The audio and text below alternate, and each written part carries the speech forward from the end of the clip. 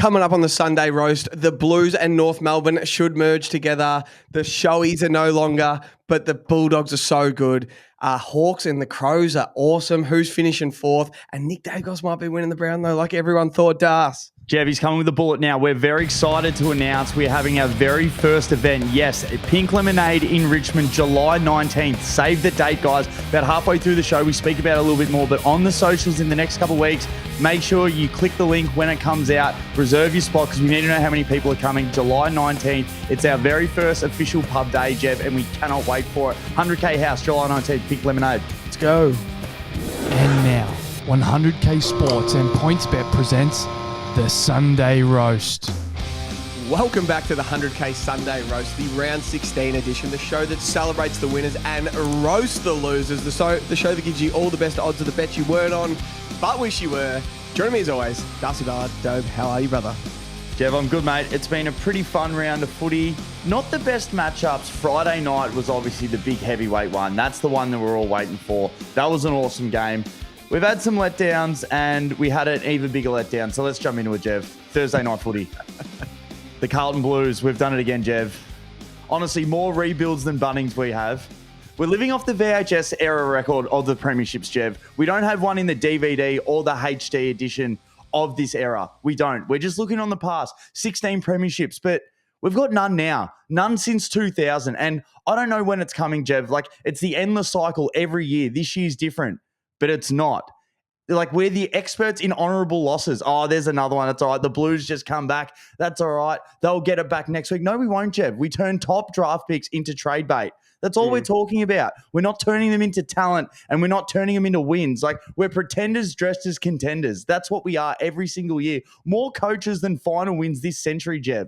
That is exactly what we have. The most consistent thing about Carlton is inconsistency. And we just fold like a $2 deck chair under pressure, and it just pisses me off. The opposition clubs treat us like the bye.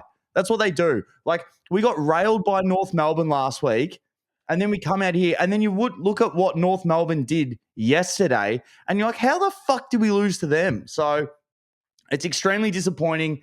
It really pisses me off. But I also feel like there's something about losing that it's just like, all right, well, hopefully change is coming soon because you can't keep doing the same thing. But this is really bizarre, Jeff. So the next 4 weeks for Carlton, we have Friday night footy, Thursday night footy, Saturday night footy, and then Thursday night footy. What did we do to deserve that? So My eyes will be bleeding. 100%. But if you want to go under a microscope even more, you put a team under pressure in primetime footy. Oh. If you put them in the time slot like yesterday, Melbourne Suns, 1:10 Saturday, if you lose, you don't really hear about it as much. This is microscope territory. So this is unbelievable. Like, before we get into the game, I want to see more kids coming through. So you always see like Sam Mitchell. He's a genius. He plays all these young kids. He got rid of Tom Mitchell, got rid of all these other guys. Let's get 50 games into some of the kids. Ashton Moya, Jeb. He kicked 4 and had 17 touches yesterday. Put him in there. He'll have a crack. Harry Lemmy kicked 3 goals again yesterday. He's kicked 23 for the year in the VFL, had a bag of 7. Like, get Sard out of here. Honestly, he's softer than a marshmallow in a sauna. Like, he doesn't compete. He doesn't go hard at the contest. I know he got injured, which is stiff, but Lockie Cowan had 25 in the VFL yesterday. He will dead set stand on someone and actually have a crack. And play Ben and Lucas Camporale. I just want to see what they're like. Play them for, like, put them in this week against the Pies. If we get done, we're probably going to get done anyway. Yeah. Give these kids some primetime spots. But this was as bad of a loss that I remember in a long time. Like, I know everyone keeps saying, like, you want a response. How weak were we? Yeah. Like, and I know everyone says sack Voss, but you've got 22 AFL players out there that know how to play, that went to a prelim, that know how to win a contest, that know how to kick the ball, know how to run, they know how to play the game. And they're not doing it. They're not doing it. So ownership has to go on the players as well. I know it's a whole system, but fuck me. How soft are they? Yeah, so I wonder, so it looks like he's definitely lost the players. I wonder which players he's lost though, because if he's going to stay, who has to go? And it feels like, as you say, and play the kids, feels like when he does selection, he needs to pick the spine. So Curto Mackay, TDK Cripps, Wiedering, they play. then pick all the kids around them, then fill in the gap. So after that, pick, as you said, Jackson Binns, Ashton Moyer, the Camporelli twins, that Billy Wilson that debuted, the other kid that debuted, Hudson O'Keefe, I know he's injured. Pick those 7 and then fill the edges around that. See if there's a spot for Chera and Zach Williams and Sauce plays as well. But it's so bad. Teams are lining up like it's a Bonnie Blue line and they're just lining up to absolutely fuck you. It is fucked. We're the Bonnie Blues. We are so soft at the contest. Like, you look at Zach Butters, and I would do anything to have someone like that. And you look at Tom Papley the other night, and I don't care if people hate Tom Papley or they think he's like arrogant and just think he's a smart ass. He ran straight up to Sam Darcy and tried to get into him. That is exactly what I wanted to say. And I don't care if people reckon that that's like, it's shit, but you have to have those fire igniters. Like, can you imagine Sam Darcy? What do you think he wants? I want to rock up and I want a free run at it. I know Tom McCartan's out. I just want a free run at the ball. He doesn't want Papley into his guts. We don't have competitors in our side. We don't have people that want to make it dirty. We want to be everyone's friend.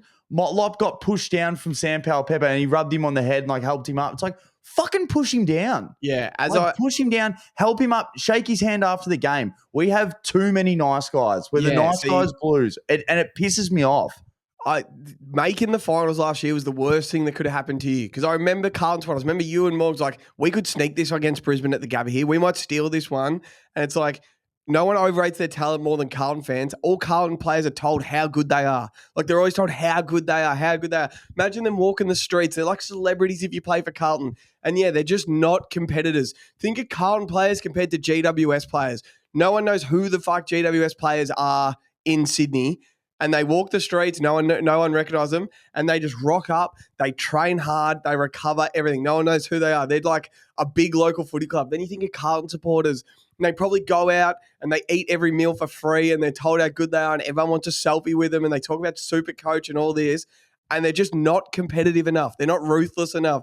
They do not play like Michael Voss in the slightest. So, I wonder if that's the thing. So you look at Fly and apparently he's such a good communicator and he's such a good – if it's almost like Vossi, it's like you've got the gun player that was so good that just can't articulate what he wants. He's like, boys, just go out and do it. Like I did it. Like just go and do just win it. And they're just you hear sort of Kevin Sheedy and Alistair Clarkson. They were just back pockets in the AFL. Like Fly was just a role player, outside role player in amongst a good team. Maybe they communicate better because they understand what it looks like as a role player's point of view, not a superstar's point of view. Because Vossi probably just thinks everyone should play like him. He's like, why aren't you out there getting 25 touches, 15 contested possessions like I used to get? It's easy. Just put your head over the ball. So it's a good call. Maybe that's it. We don't want to touch on this game for more than about 12 minutes so we can get through them all. But let's give some credit to Port. And we did want to, I'm sort of going to piggyback off what you said the other night. So we keep saying that if Butters wants to go somewhere, where would be best? Maybe it's the Dogs. But even as you mentioned, it's potentially Todd Marshall coming back if he is better. Rosie's playing well. Bergman, if they're able to keep him. And you build around some other guys. Is Port Adelaide the spot to stay at? Yeah, as I said, everyone keeps telling me how they're going to rip Port Adelaide apart and rebuild.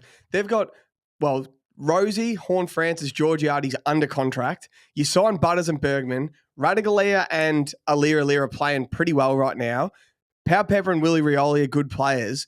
You can see they're building around the edges with this Mindy guy, what's his name? Joe Berry. The other guy that was getting the ball, number 35, what was his bloody name? Q Jackman. Did you see that video the Triple M did? They got that guy. If they keep hitting a few draft picks, and you've still got Willem Drew's a good role player.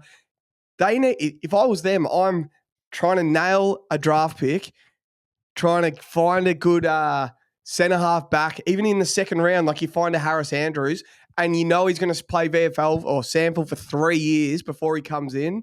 And I'm looking for another ruckman. I reckon their list is actually under pretty good order. They just, Ken just needs to move on, new voice. I would not be doing heaps if I'm Port. Teams would kill to have Butters, Rosie, Horn-Francis and Bergman under contract. They're 4 great midfielders. Why gut it? What are you going to get for gutting it? More draft picks that you don't know if you're going to play. Definitely sign them. Whatever it costs, just sign them. It almost looks like if they do split up, you're looking at, I know they didn't go to a grand final, but it's like that OKC team. It's like Yeah. Harden, Russ, and KD. Like what could have been? They'll go their own ways, and like they all end up being amazing. Like fuck, we had such a good thing here. Let's just and we know because we've heard the Port Adelaide like list manager. He said either way, the boys are getting paid. We know that on the market they're going to be worth a lot, but we think we've put money aside for them. We hope they stay. And it looks like the more they get these wins, the culture's there. Butters looks like he's a team guy. Like, I fucking love Zach Butters. And they look like they're bringing in Wangane Malira, best mates with Jason Horn-Francis. Like, if this offseason they add Jason Horn-Francis, they add Wangane Malira, they bring Todd Marshall back from injury, they nail one draft pick that could just play on a wing for him next year. They go, yeah, this kid can play. Sort of like how Sam Walsh was added into the Blues and stuff. Like, Caleb Windsor. Like, if they had a Caleb Windsor or Darcy Wilson type player next year that just plays 22 games on the wing and you're like, you can see it, he can play. All of a sudden, they're the new coach has a good list to have a crack at it. So yeah. Well, where you have to, if you get Nash, you play him in the midfield. And before we move on, you play Connor Rozee off the half back line because this is honestly the best footy I think I know he's been all Australian, but this has been the most impressive footy I think I've seen him play. Like he looks bigger, imposes himself, he intercepts, he used the ball so well. He just plays that quarterback role wherever they need him. And he's been unbelievable this year. Like, I don't know. I think it might have been, it was Kane on Fireball Friday, Cornsey, sort of saying how Miles Bergman looks like he's on like a Jordan Dawson trajectory. Yeah, so imagine you start in midfield is Butters, Rozee, and a role player. Like, I don't know, Willem Draw saying. And then all playing behind the ball is Bergman, Rozee, and Nass. And, you get them in their hands, they give it to each other, they fly off the half back line. They become the best kicking team in the comp. Like, I absolutely love the idea of that. And no one goes tougher than Butters. So they're either winning contested possession or they're flying off the half back line and killing you by foot. So, yeah, I'm in on Port next year. We were all out this year. We thought the line of 14.5, it was the time to get off. Next year, we might get them at 10.5 wins. And it's like, jump back on. Gobble the over. Like, they'll be back. All right, so some odds in this one, Jev. Mitch Georgiades, he absolutely took the piss. 5 goals at 750. Rioli for 3 at 360. Orazio Fantasia for 2 snags at 420. Darcy Byrne-Jones for 255. Bergman for 2 snags. He had an awesome game. $10.50 for 2 snags. Travis Boak snuck in for a snag at $3. Cripps snuck in for a snag at $2. Doherty snuck in for a snag at $3.30. Kane Farrell for 1 at $2.50. Dante Vicentini, Jev. I just want to put this on the map. Kicked 1 goal, 3, but for 1 snag was $3.40. So singles, doubles maybe next week. He looks like he plays full forward. Yeah. Butters for 30 was $2.90. Rozee for 30 was $3.30. And Bergman for 25 was $6. So the Bergman game would have been a nice one. So $10.50 for 2 and then $6 for 25, which is awesome. But let's get into Friday night. Sorry, Jeb. This was awesome. We went to the casino. We went to Nobu. It was awesome. We played the tables. We were up a lot. And then we went back to about even because we started to really push the numbers. Blackjack, $50 hands, 4 shoes, up and down. Paul was giving us like cards. $100 hands over 4 fucking shoes. We're on fire on roulette. Then we say to blackjack, we're no good. But this game was awesome. And only one thing let it down. The SCG surfaced us. It was a schmozzle. The amount of slipping over was just unbelievable. And it's just, how can an AFL ground be in this condition? I saw something, his name's like Andre Boccacelli or something, the opera singer. Yeah. His concert was 8 weeks ago at the SCG. And the turf is still in this condition. They just can't do concerts at I don't know if you've AFL seen season. this. They're predicted like 100 mil of rain this week in Sydney on that surface. Freo come to the SCG next week. It's going to get moved. We might be playing at GWS Stadium. The SCG is just not going to hold up. If that's not a kick in the ass for the AFL and stuff, like we've got to sort the SCG out that it needs to be at mint condition all year round. We just can't have that. It was in the worst nick. Anyway, let's get to the game. This game was awesome. The third quarter was the most finals-like footy I've seen. In a way, the Swans came out after halftime and they're like, we're going down swinging. we're attacking, we're going to kick goals, let's go. And they were kicking goals, but then they were giving up goals at the other end. Yeah. Heaney kicks 4 in the quarter, I think. Fraser kicks 4 in the quarter or 3 in the quarter. 3. It was just going end to end. Bramble has 15 touches and a goal in the quarter. Errol was back. It was just superstars just going haymaker, punch for punch. We'll go, you'll go. We'll go, you go. It was so good. It was finally the Showtime Swans of last year. Like Errol's playing well. Papley's back. Heaney's back as a full forward. Blakey's flying off the back line. And then it was the super, like, it was Mini Bont and Fraser. It was Bont. It was Sam Darcy. It was Norton. It was all the superstars. It was such high level footy. It was a pleasure to watch. I feel like Waters found its level with the Swans this year, like regression to the mean. Last year, just beat every side. We're on top of the world. We never miss goals. We kick all the goals. Just everything about the Swans last year was perfect. This year, we're losing the close games. We're missing the easy set shots at goal. Like, we've just gone down 10%, and the competitions have come up that little bit, and sort of Water found it level. So then next year, I know all my Swans group chats and everything, they're like 2026. We're going to have the early, we're not going to play deep into September. We're going to be on holidays early. Everyone's going to rock up the preseason day one fit. And it's like, nah, we're going to be fine. We're going to be absolutely fine. I'm already looking on to next year, basically, Dars. I want to take some sculpts on the way out of this season and beat some teams and just make sure we are who we are with Goulden and Mills and everything.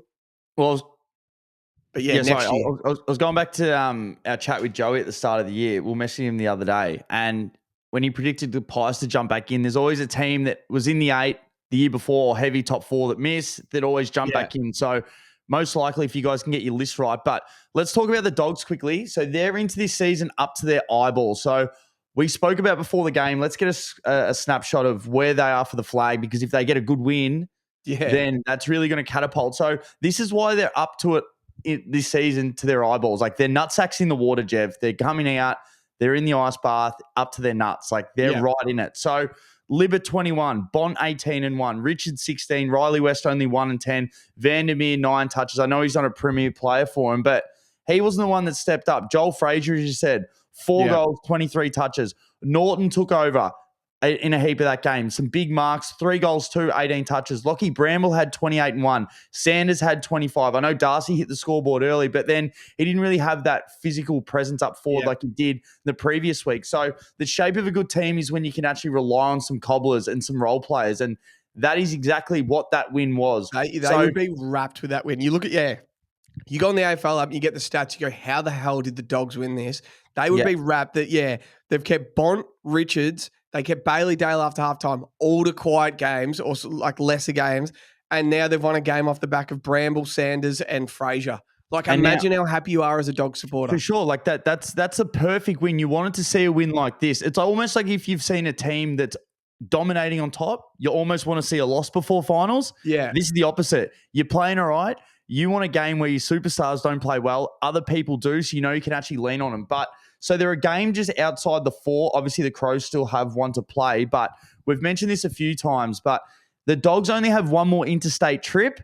And if they do well, Jev, which we think they will, they're not leaving Melbourne for the rest of the year. They can play top 4. So they've got North and then Adelaide at Marvel. Then they go to the Gabba to play Brisbane. And then it's all at Marvel. Then the Bombers, the Giants at Marvel, Melbourne at the MCG, and then Eagles and Freo at Marvel. So they're going to win 80% of those games. They're going to finish top 4. Most likely they're going to play a Collingwood in the first prelim.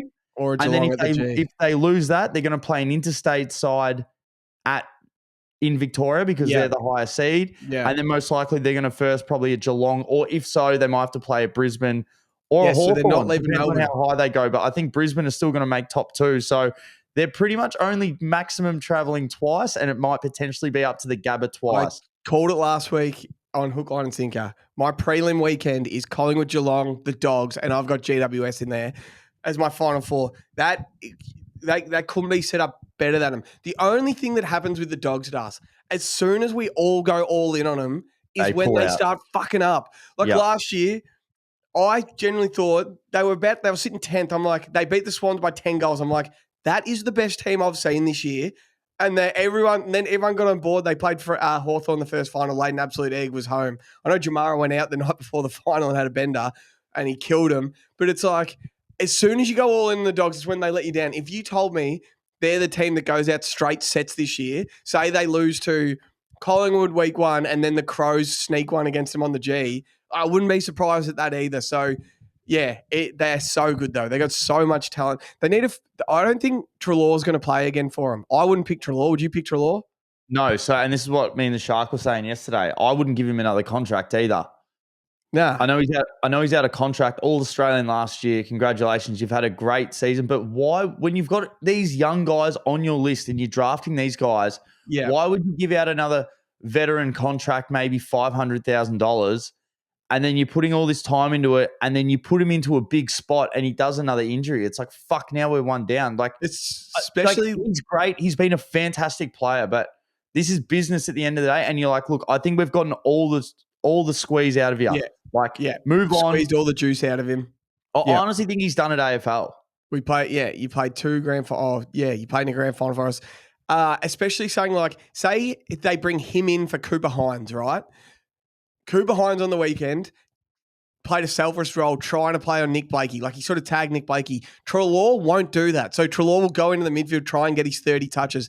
If Treloar has a stinker, someone like Nick Blakey has a blinder, that could have been stopped if you just picked Cooper Hines sort of thing. Yeah. So it's like, do you take the role player or the guy he gets himself fit and he's supposed to have 30 touches, but he's running around like he's got a stone in his boot. He limps around. I think he's probably played his last game for the Dogs unless an injury happens. Like Riley Sanders gets picked in front of him. Fraser's going nowhere. So he's probably done. Do you have any odds in this one? So Heaney kicked 5. He kicked 5. You couldn't get him for 5. He was $16 for 4. Fraser kicked 4. You could only get him for 2. He was $11 for 2. Norton was $4.75 for 3. Darcy was $1.87 for 3. I thought Darcy was going to kick a lot when he had 3 at quarter time. We were like, oh boy, we got him for 8, 9, and 10 here. Swans ended up doing pretty well on him. He had to go in the ruck for a bit. Papley's back, 2 at 220. Matt Kennedy, another 2 goals, 370. Jake Lloyd kicked 1 at 440. Brodie Grundy kicked 1 at 360. James Harms kicked 1 at 255. James Jordan kicked 1 at 225. And Justin McInerney kicked 1 at 255. That's those shopping for singles you can do. Errol Goulden's back. He had 30 touches, $4.30. Lockie Bramble for 25 was $10. Couldn't get Riley Sanders for 25. Blakey for 20 was $1.69. Fraser for 20 was $1.67. And Brodie Grundy for 20 was $2.20. Brodie Grundy's in great form, Dust. I think he's making his All-Australian run too late. He's probably still behind Gawn, Jerry, and Darcy Cameron, but he's in good form at the moment. So happy for him. Let's roll on. Suns, D's. One of the weirdest games I've ever watched. The Suns jumped him. The D's looked lifeless in the first quarter. They looked like they didn't want to be there at all. They sort of grinded their way back into the side, into the game, but just never got close enough. Then it blew out to 40 points again. Then they got it back to, under 20 points with about 5 minutes to go. And you're like, oh, could they? They're just shit. The D's are just crap. And Anderson and Rao and Took and the Suns on the Gold Coast, and Jed Walter loves playing on the Gold Coast, and our man Bailey Humphrey was unbelievable in the first half. They were just good, the Suns. They'd lost 3 in a row. This was a must-win for them, and they performed exactly how they needed to. I was super impressed. I was super happy for them. They look back. Yeah, Jeff, 100%. They're 100% playing finals now. They've got such a good run home. They're doing it. They're gonna wax the Bombers. They're gonna beat the Bombers in round 27 or whenever they play them, that extra game. That'll be after the grand final. That'll be in October, that game. Yeah, to make it. So Suns just handle business, Jeff. You say, don't get beaten by what you know. So earlier in the year, Raul had 36 and 13 clearances. Yeah. One of the all-time games. We were there. We did the 2-4-6-8 challenge. We were there. We were pissed, but we were still there. We watched Raul running away from contests. So you think you'd put someone on him, but we know Petrarca won't tag. Well, they tried to. Petrarca was supposed to be on him. He was standing on him at stoppages. He wasn't. Well, when you have 24 and 12 clearances again, that's not going to happen. Man. He is a beast. He's a beast. So then let's have a look at one of the most random professional games of the year, but Jake Melksham, 5 goals, 6 and 18 touches. Jeff, Jake Melksham is the Silverioli of Brad Fisher's. He's the best third fiddle forward of all time. He was a top He- 10 pick. He was at the Bombers. He's played 240 games, Jev. Brad Fisher only played 99 games. No, he didn't get his name on the Carlton locker. Only played 99 games. They sacked him. Didn't let him play the last game. He's still filthy, but 11 shots on goal and 18 touches. He just gets footy. It was he did this on Mac Andrews, Das. We've got to start having asking some questions about Mac Andrews. What does Mac Andrews hate more? A dynamic small forward or the beach? When he was on SEN, he said he hated the beach. Oh, you can't live with a Gold Coast hate. I don't know what the hell he's doing out there. Jake Melksham missed some easy ones. Like he was having set shots 40 metres out directly in front. I think he missed 3 that just sprayed to the left or just sprayed to the right. 5 goals, 6, 18 possessions as a bloke that was playing on the back shoulder of Mac Andrews.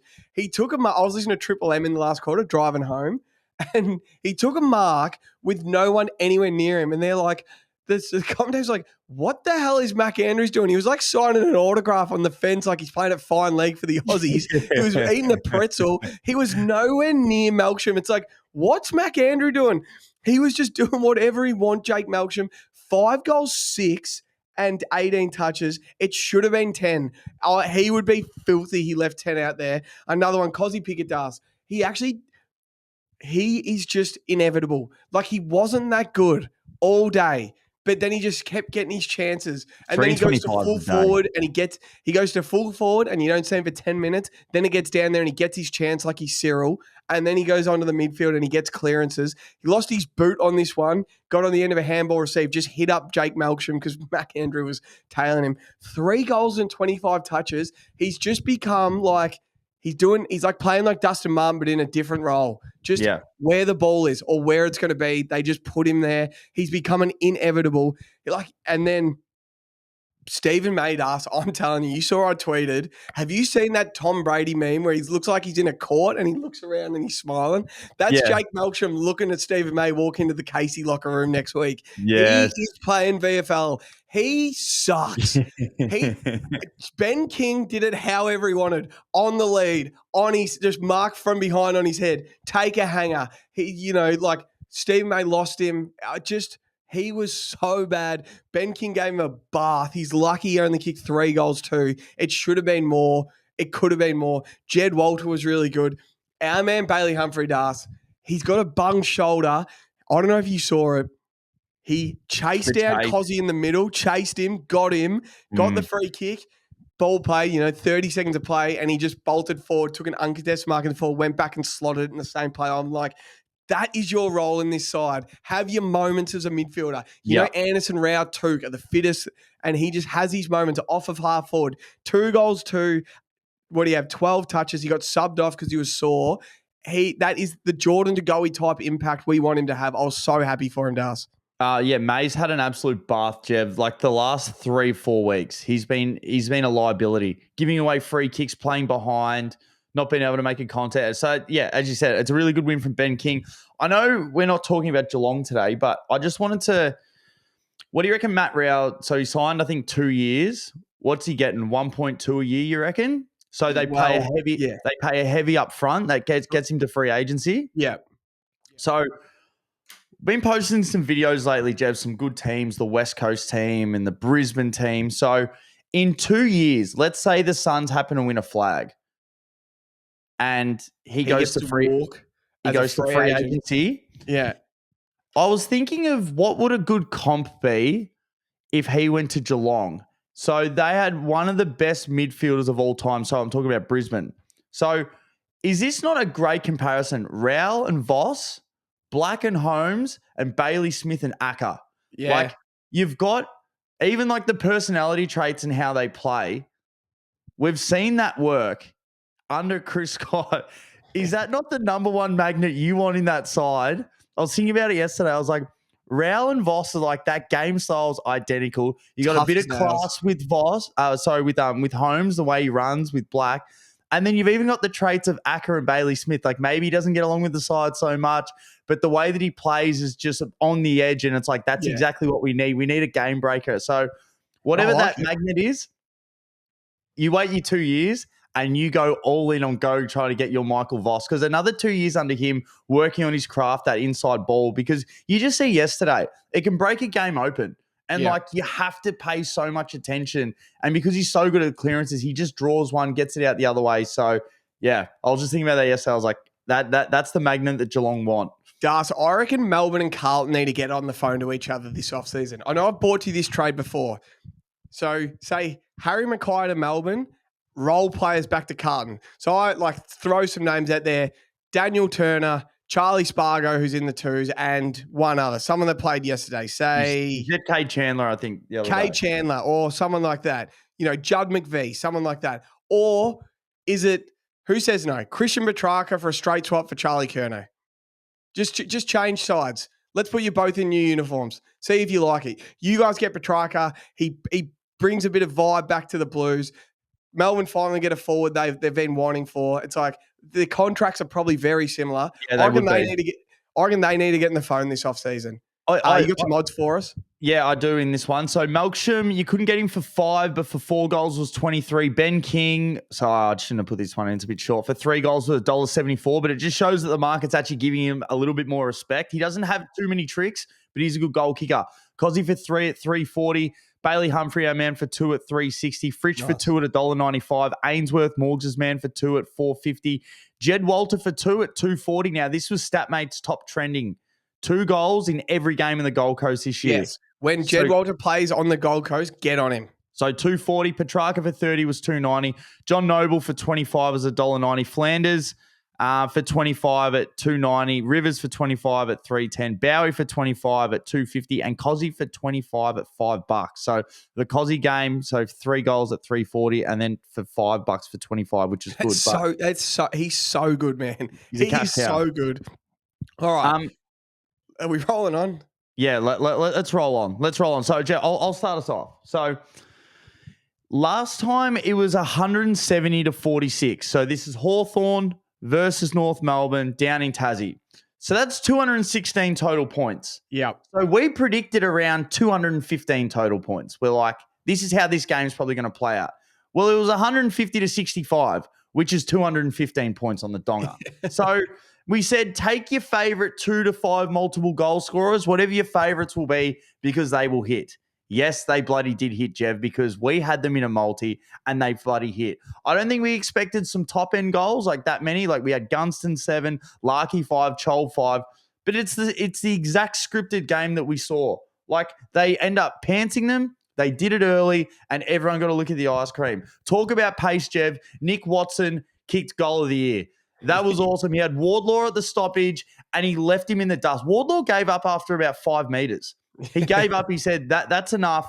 And that was awesome. So I can't remember who called it. I think it was Mark Howard, but he didn't do it justice. So I think I'm going to have another crack later. I'm going to watch the video and I'm going to commentate it. Howard should have been commentated. Give it a little bit of a Triple M sort of rub up. That was an awesome goal, but look at those little legs go. Look at him go. Wizard! He looks like a greyhound. Look at him go. Wizard! He gets it back. He kicks it. Wizard! Yeah, it was a banger of a goal. When it happened, it's just like, oh, how does he not play more centre-bound stoppages like that?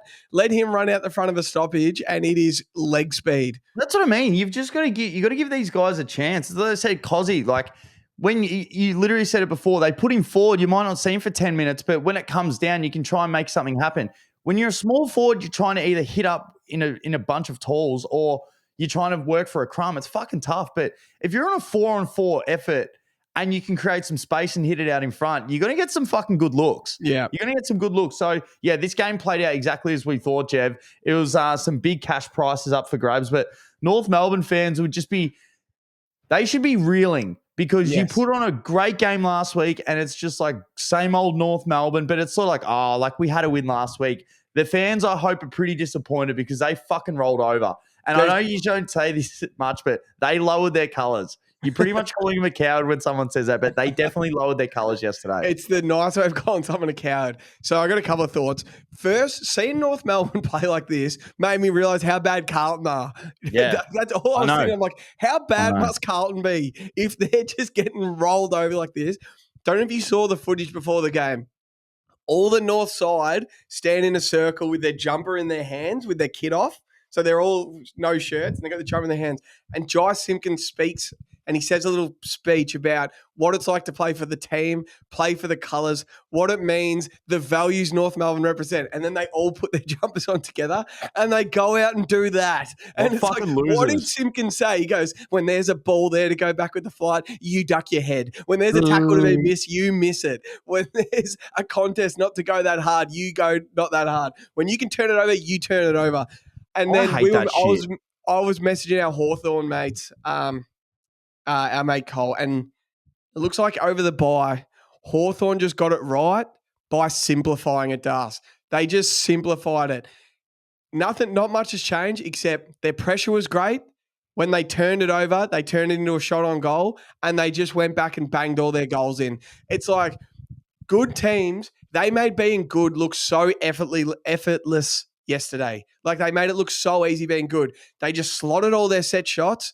They put good pressure on, and then as soon as they won the ball back in the midfield or at halfback or wherever they won the ball back by putting good pressure on, it turned into a shot on goal. And it's like they just made it look so simple. It's like they got their bye right. It's like they went back and they just stripped it back to, right, what does it look like when we're good? And it's like we put good pressure on, we turn teams over, we make them pay on turnover, and we all go back and slot them. Chol and Gunston were kicking them from everywhere. It was where the city meets the sea, the boundary and the arc. Yeah. Gunston went, I swear the man was standing on the mark on the 50 and Chol went back. I'm like, he's popping this to the top of the square. He just nailed it. He couldn't see. You see, Gunston was kicking goals. He's going like this. See if the ball went through because the light. And then he just smiled. The light, and they were kicking it the thin side, and then the wind was blowing it to past the post.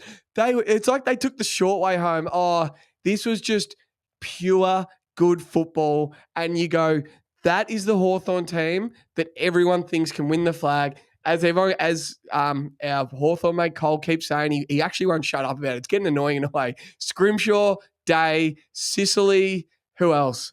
Someone else. Yeah, Scrimshaw, Day, Sicily. Mitch Lewis or Cole Shadir to come back in that side. It's like they've kept it simple and they look good again. They nailed the bye. They played golf at Barnbugle. I'll tell you who's going to become a famous golf course. Barnbugle in the byes, because if you come out of a bye looking like that, you are going to get some serious traffic.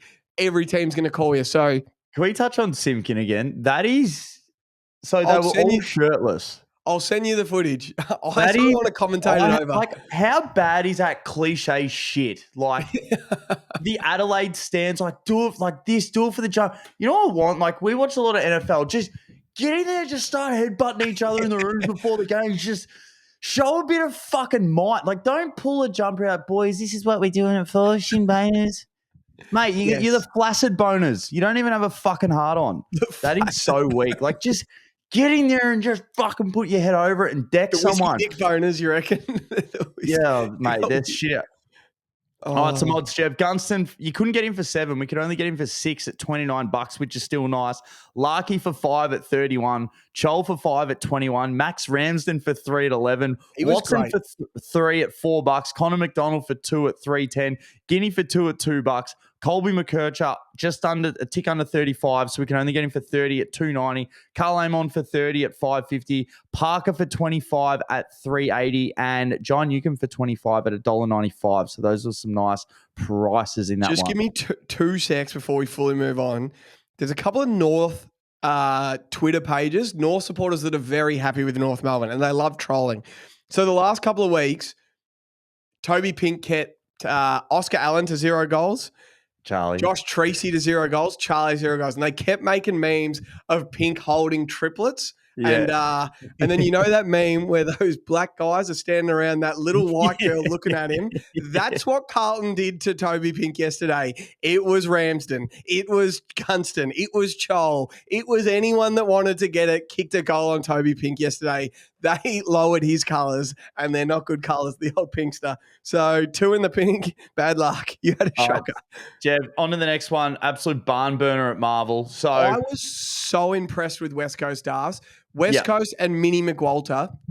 Do you know the balls it takes? When 18th plays first, right, I reckon most coaches would be like, how do we not get absolutely embarrassed? Minnie McWalter, I reckon, said this week, we're going to play like we're going to play in the prelim final when we get there. We're going to handball train out of the back line. We're going to run straight at the Pies and, we're going to have a crack like we're going to win this game. They played so well, like so well. The Pies fans were getting so agitated in the stands at the amount of shots on goal West Coast were getting, the amount of times they were taking it from half back to a shot on goal. Liam Baker was absolutely dominating this game. He's a warrior. Dominating this game. They played like they were sitting, this was first, second, and it's like, it's for a home final berth. I was so impressed. This is why, and then Jack Royall jumped on after the game, and he goes, this is the Mini McWalter that was the assistant coach under Dimmer at Richmond, who changed the way, one preseason explored, let's put Kane Lambert into the midfield so Dusty can play half forward. Let's bring this guy from a wing into a midfielder so a halfback has this room. He goes, Mini McWalter made up stuff in a preseason to make the Tigers what they were. I could see it yesterday.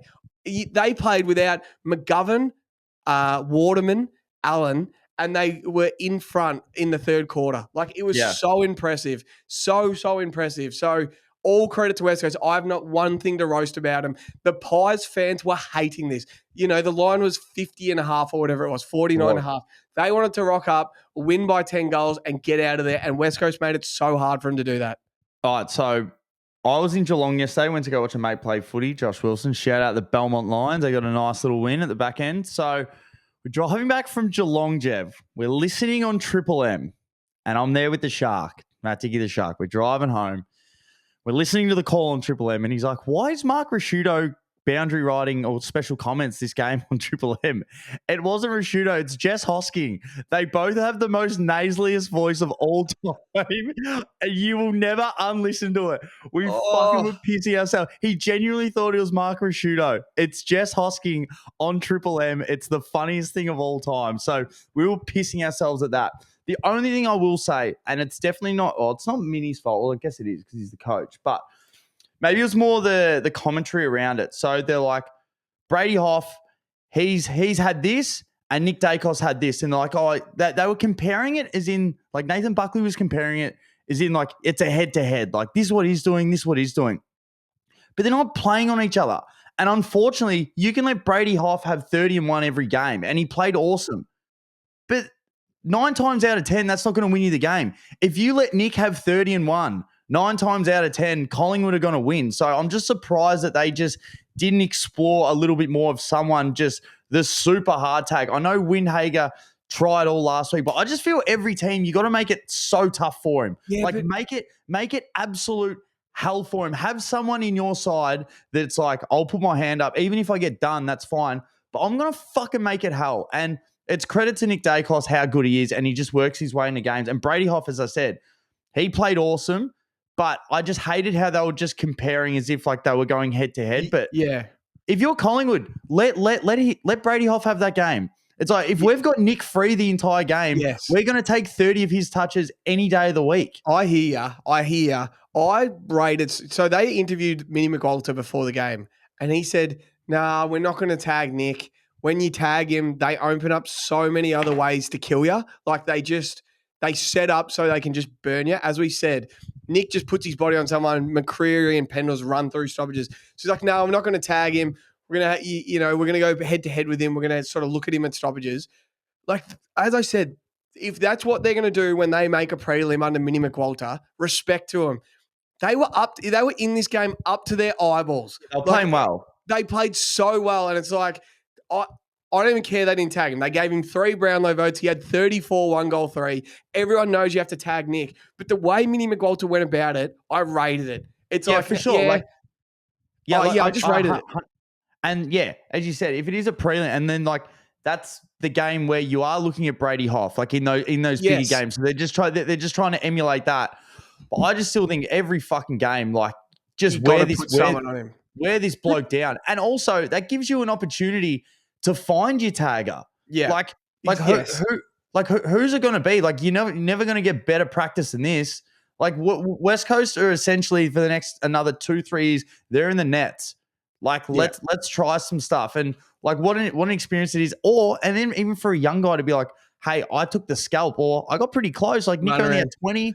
Like it's a really good look, especially in the developmental stages of where they are with Mini. But yeah, I agree. Like we're watching this game. We thought this is like, as you said, the line was about 50. We thought this was going to be like an absolute cakewalk. 50 to 70 points. I thought it was a lock. Yeah. One other thing. What was I about to say? Oh, does it make you feel like, does St Kilda just go into games too negatively? Watching Ross, he's like, yeah, we're going to tag this. We're going to put a spare behind the ball. We're going to muddy up the game. West Coast just went in this game going, yeah, we're just going to run straight at them. Let's see how we go. Let's see how we chain out of the back line against the best defense in the comp. And they had Jack Williams, this first gamer. He's a gun, Jack Williams. Hey? He's a gun. Yeah, he's a very good player. This other first gamer, I can't remember his name right now. He kicked a goal with his first kick. His name's Job Shanahan. Yes, that's a great name. Joby Shanahan. Jamie Cripps, Liam Ryan. They had this, makeshift forward line, and they just had Hoff, as I said, Tyler Brockman, Liam Baker just flying off the back line. Yeah, they were just in it. So maybe Ross and the Saints just coach way too negatively. And Minnie McGold was like, yeah, let's see how we go. And especially don't put on tape. Say this was going to be a prelim final. I know it's first versus 18th. Don't put on tape that you're going to tag Nick Dacos in a massive game. So Geelong, so when they play in the final this year, which they will, Nick knows Oyson Mullen is coming straight to him, right? Because Geelong have already put that on tape. They're not going to go head-to-head. So now if West Coast would have played Collingwood again and Collingwood go, righto, Nick gets to run around and do what he wants, then Brady Hoff went to him and clamped him and they weren't ready for it, it's completely different. So anyway, Nick had a Brownlow game. He could have had him 34, 1 goal, 3. It could have been anything, and we called this, and it just did. It should have been either 35-1 or 30-2, and he just missed both, and he had 34-1. You can go back and check our tape. We're like, this will be another Brownlow game because we know that he's trying to win it. Yeah. And the teammates know. I said he'll probably have 20-1 at halftime. He went for a torp at halftime, which would have been 20-1. Yeah. A goal for outside. So he had 20 on the dot. So same thing, Jev. There's not a heap of odds in this one. Brockman kicked 2 at 4.50. My check for 2 goals in his 150th game. Same thing, about $1.50. Lipinski for 2 at 5.75. Membry for 2 at $1.95. Touches. Baker for 35 was $29. He was so good. I think that has to be a career touches game for him. Yeah, for sure. Dacos for 30 at $1.21. Josh had 30 at $2.20. McCarthy, 29, so a tick under 30, but for 25 is $1.87. Pendlebury could almost steal 3 votes. Yeah, I think he will. 28 touches, but for 25 was $2.15, and for a snag was $3.10. Brady Hoff had 27-1. So for 25 was $9, and for a snag was $3.40. Crisp for 25 was $5.75, and Liam Duggan for 25 was also $3.40. Just before we go, you're about to post on our Insta, I don't know if you already posted, some Judd highlights. You know the Judd highlights you showed me the other day? Yeah. And that first goal he kicks in the first video, did you see Nick's goal he kicked? Yes.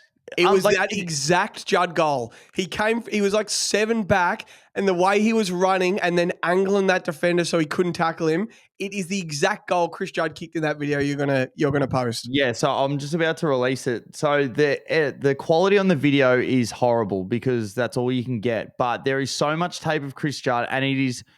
I think people forget how quick he was. And you watch Nick, and there's only a couple other players that play like it. And the reason why I want to talk about Nick as well and like Judd and these players, they say in some of Judd's videos, the commentators, he's in Brownlow form. And I just want to say, I want there to be a difference between a Brownlow form player and a Brownlow player. So I'm not taking anything away from like Lockie Neal, but if you're a guy that can just get 30 touches and then you look at the end of the game, you're like, yeah, I guess he was best on. He accumulates 3 and like, 2-time Brownlow medal. That's great. He's a fucking awesome player. I'm not taking anything away.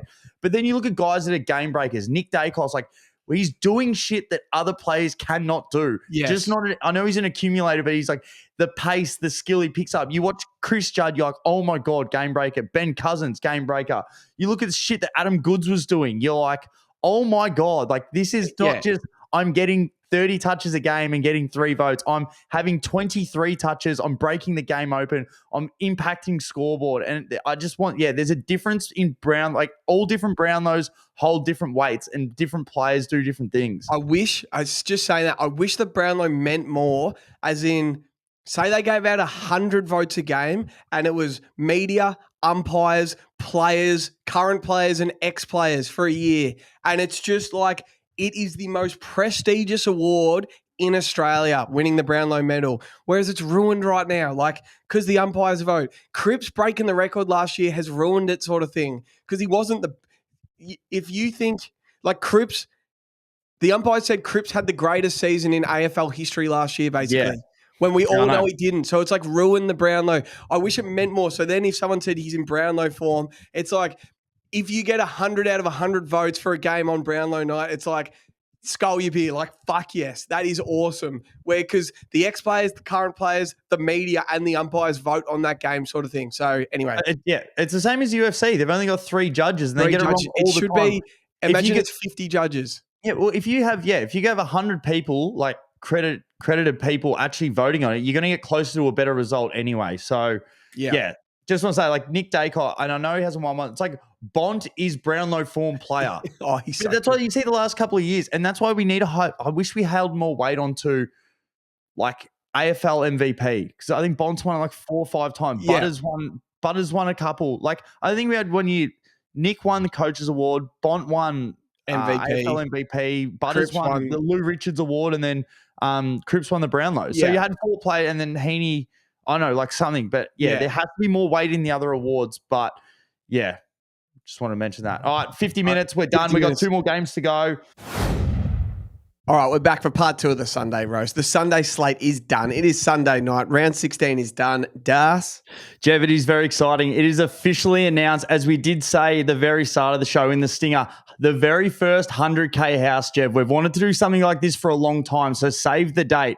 July 19th. So we will have a link for tickets and stuff in the probably the next week after you guys are hearing this. But we will be at Pink Lemonade. It's on the way to. It's pretty much at Richmond Station on the way to the G. So we'll be there for the earlier games. So we've got the Hawks, and we've got Port, and then we've got the Swans, and then North as well. So we'll be there.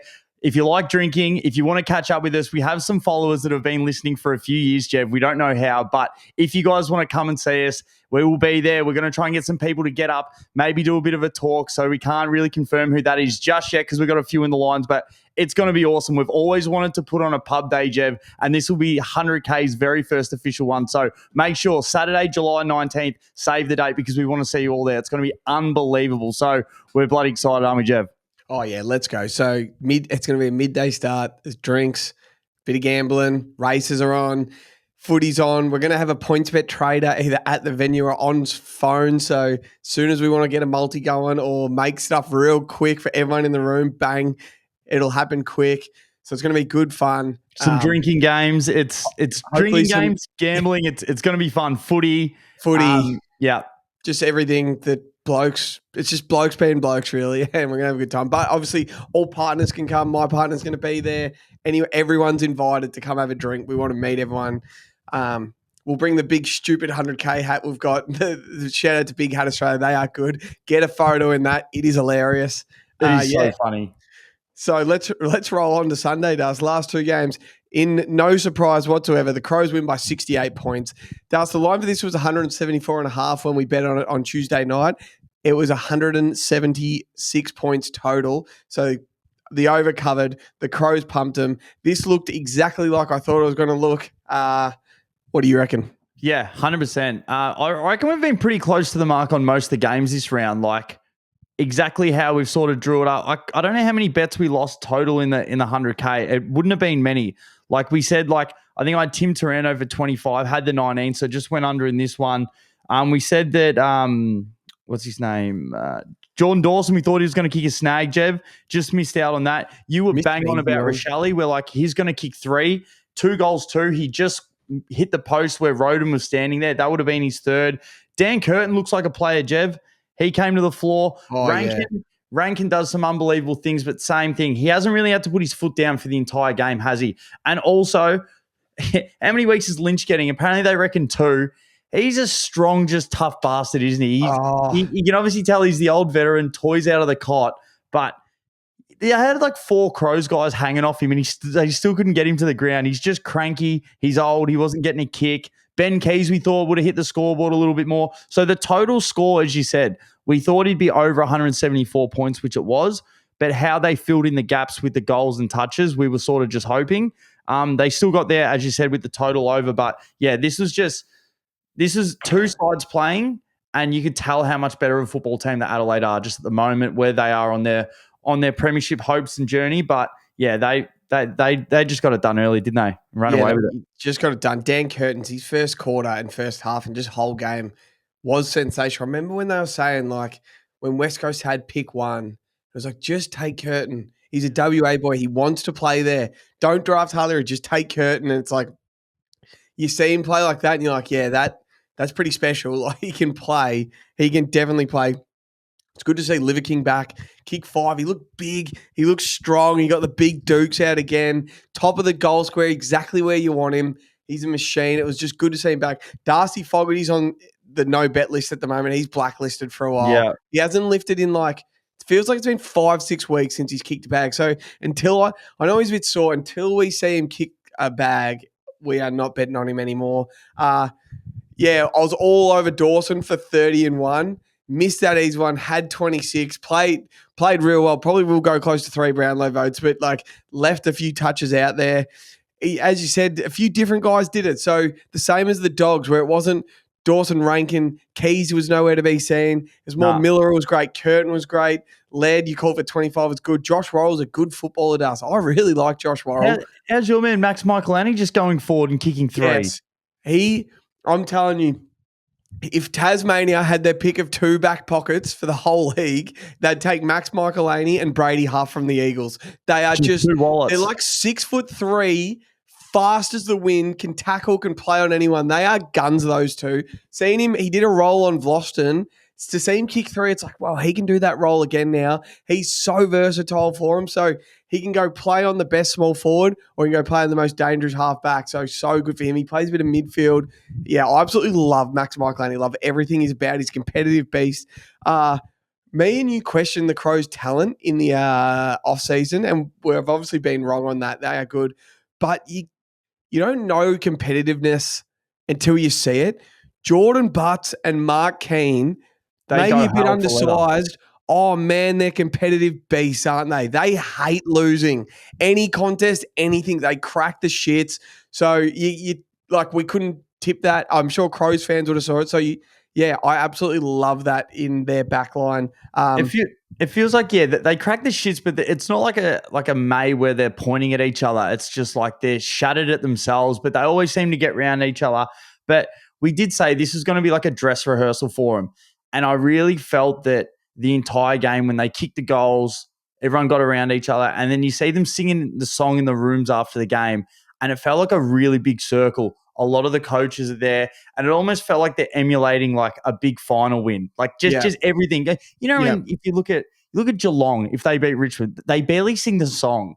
Yes, they're just got like all their whatever. Kids in their hands, they sing it quietly so they don't make the kids cry. Yeah, no, all the Crows were in. They were yelling. They looked like they really enjoyed the victory. I'm not sure how many wins they've had at the G as of late. Obviously, they always play the Crows really close. I mean, the Pies really close, but never get over the line. So that felt like that they really had that one on the calendar. They're like, let's make a performance out of it.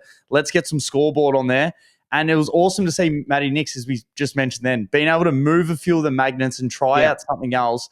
So whoever their best defender is, like we know Michael Annie's a defender, just go play a defensive forward and then hit the scoreboard. So come finals, if we can see a matchup bearing that the Crows actually make it, we look at who that defensive back might be and we just back him for goals because I'm not sure if you could even get him for snags. I'm excited to see. If so, I bet you he's paying a bomb. Yeah, is he not the perfect matchup for maybe a Max Holmes or something? Could you see Michael Aney in a big final sitting on Max Holmes for the day?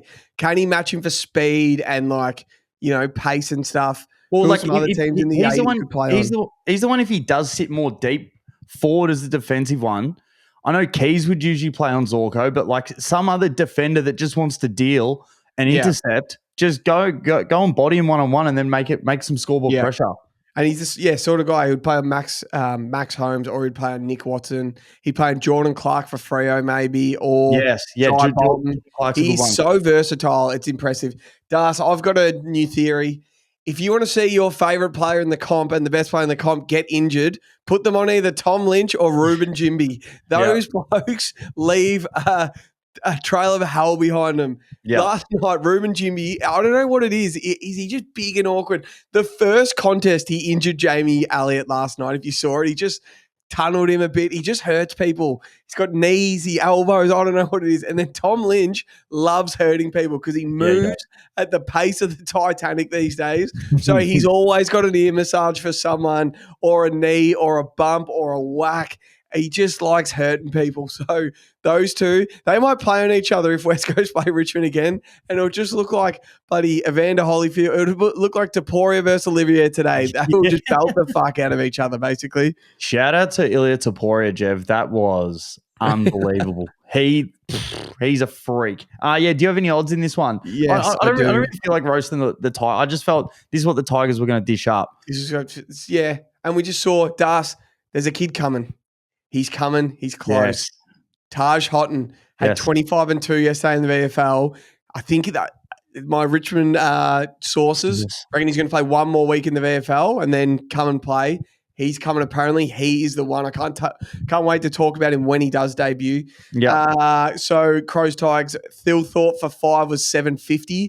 Michael Laney, you could only get him for 1 at $8.50, and he kicked 3. That's one for the finals. Yeah, Rochelle for $2, $1.65. Tex for 2 was $2. Dan Curtin for 2 was $7. Jasper Alga, you know much about him, Das? He was $7.50 for 2. You're gone. There wasn't much money in the touches. Prestia for 25 was $2.50. Hopper for 25 was $2.20. Wayne Miller for 25 was $12. Dan Curtin for 25, you can only get him for 20. That was $8. And Sam Banks for 25 was $3. I've got one for our followers. I want to make a post about this. Start one, bench one, cut one. Okay. Mitch Georgiadis, Riley Thilthorpe, Josh Treacy. What would you do? Start Mitch Georgiadis, Thilthorpe, and I'll cut Treacy. Ooh. And Treacy was good tonight too. He was really good. But like off the form, he's just too up and down. Like at least you can see. We've seen enough in Thilthorpe. He's kicked some bigger bags, I think that's the order. What about you? I think it's the order. I'd maybe start Thilthorpe, bench Georgiadis, but I think Georgiadis is the best pure full forward out of the lot. I think Thilthorpe's the most versatile, where he can go play in the ruck. And I think Treacy's probably a bit more of a centre forward, a tiny bit more undersized, but he's the one more likely to go up and get like 22 touches and take 11 marks. But I probably agree with your order. Let's roll on. Freo clutch up in the last quarter. I was ready to roast them. Roast them. Caleb Sarong on 10 disposals at 3/4 time.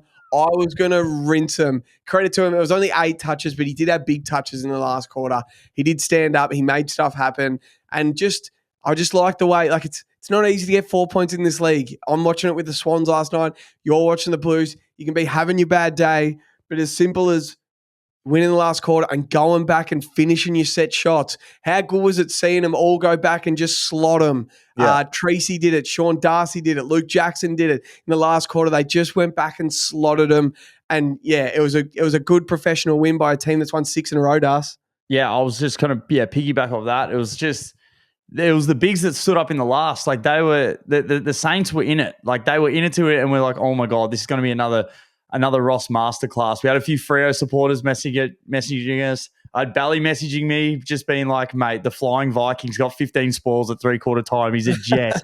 He's a freak. But Sean Darcy took about 5 feet out of the ground when he took that chest mark from Luke Jackson. I thought he did his knee. So he went back. Is that how they create sand bunkers at the golf course? Yes. They just kick a low ball to Sean Darcy and then replace it with sand. So you had him, Luke Jackson, as you mentioned, and then they had that lace-out ball to Treacy. Actually, the ball to Luke Jackson, to be fair, was lace-out as well. So Sarong and Brayshaw got busy in the middle. They got a few of those clearances, and then that just put the scoreboard pressure back on, and then my man, Dudley's return, he went back and just iced it. I don't know what he was doing in the twos for 2 weeks, Jev. Like he just came in, big moment, got held, went back, clutched up. And then that was it. The Saints just really didn't look like scoring after that. Luke Jackson kicks another goal. Can't wait to see what he pays for 2. Probably another only $2 because he's been kicking it every week. But I can imagine what Kane Corns was like coming into the last quarter, being like, you can't play two bigs against Marshall. And then he just would have been just punching his desk, just being like, damn it, both boys have had a really good last quarter. But as you said, you just need to accumulate the 4 points. They just need to be in the hunt. They can't be in the 8 to 12 bracket. You want to be in like the 4 to 8 bracket. So you just got to stick there, cement your spot, because it's going to be tough coming the back end of the year. There's still going to be a lot of upsets. And this is another one. If you drop this, you're just right back in the mix. I'm looking at the ladder right now. So they're on 40 with Hawthorn, Geelong, and the Crows. And if they dropped it, they're on 36 with the Dogs, the Suns, and the Giants. The Giants are now 9th to us. Look outside looking in. I just want to see how many everyone's played. Has everyone now played 15? Apart from the Suns. The Suns have only played 14. They've got that game in hand. Round so, 27. Yeah, everyone's basically now played the same amount of games. It's looking like more and more that Suns game with the Bombers in that bye round us is going to be winning in, losing out. But don't you feel like I don't think any of us think the Bombers are going to make a late charge at the finals? How many guys are they going to have in for surgery? Yeah, you're right. You are right. And also, it is going to be on the Gold Coast. Also, how many young VFL guys have put their hand up to play one game and just try and play the lights out? But professional win.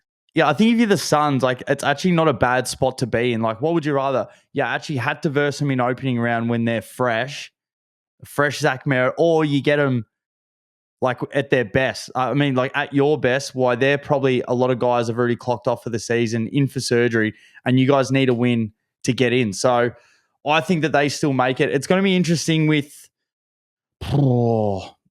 just because they got that extra game that you cement down. Do you think the Giants? You still like the Giants coming in? Yeah, well, I actually don't know. Maybe the Giants miss, and I think they're playing prelim weekend. You can't play prelim weekend from 9th to us. Tell you what, it's a good bet on points bet. I know I probably question more than you. Is it the Lions? Is it the Lions that finish 9th? I think Freo out before the Lions. Do you have Freo out before the Lions? Yeah, I'd be 100%. Who finishes 9th? I would have Freo out before the Lions. Like, they're the one that, even though they won today and they've won, I think, 5 on the trot, have they really like cemented with you that it's like they're going to bat deep? Like, I think I've seen the Giants do it the last few years. Obviously, Brisbane being the last 2 grand finals, 1-1. The Dogs, I think, are just too good not to be in there. The Suns have a pretty good run. Oh, the Hawks, I just still think make it. Geelong. Yeah, I think it's Freo that drops out. Like, I won't be surprised if they still make it. We had a minor premiers and they won 5 on the trot, but I don't know. They just don't sell me. Like, I've got no idea. There is a mark. I can't find it right now. There's a market for who finishes 9th. I just can't find it right now. Anyway. We'll ask PointsBet to get it back up. But yeah, it's an impressive last quarter, Jev. They kicked 6 goals, 11 up to 3-quarter time. They kicked 5 goals in the last. So Sarong only had 10. He has 8. They kicked 5 goals. Yeah, they kicked 5 goals in the last. They go back and slot them. They kicked 5 goals, 5 as well. Yeah. Like, they gave themselves every chance to win, and they did it the right way. And at the end of the day, it feels like it's a relief.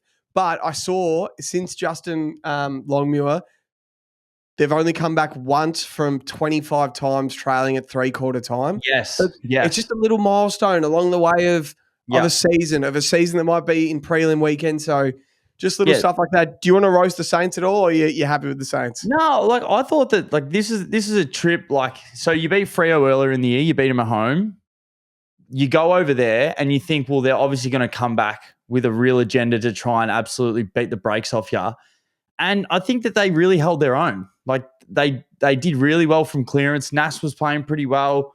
Mason Wood was like trying to get dangerous. Darcy Wilson, but even everyone, like, they've still got so many young guys. And we did that video at the start of the year when we were at the pub, and we're just like, the Saints needed 2 midfielders and they've absolutely dogged it. And their 2 young guys have actually looked really good and really sturdy. So it's like, if you keep those guys onto a smaller contract, it's like, all right, let's spend our money on bona fide midfielders now. I know we need young talent in the midfield, but let's get some guys that can actually play. And we know the only problem is, I'm not saying, just say like they rolled the dice and they're going, we're drafting Taru and Travagalia, who I think Toby is going to become a midfielder. But let's just call him a half-back midfielder for now. And he's going to be a couple of years off being a midfielder. And Taru looks like he's going to be a star in the comp one day as just a general defender, punches everything. Maybe like Sam Taylor, or who could he be like? Like Harris Andrews that punches everything, covers off. I don't know. But then it's like we took these two defenders because we're almost certain Finn Callahan's coming here, or like we've got that big fish coming. And then when that big fish don't sign and you're like, oh, I wish we got a mid sort of thing. What if they roll the dice thinking we've got the money, like a big guy will come and they're just not coming?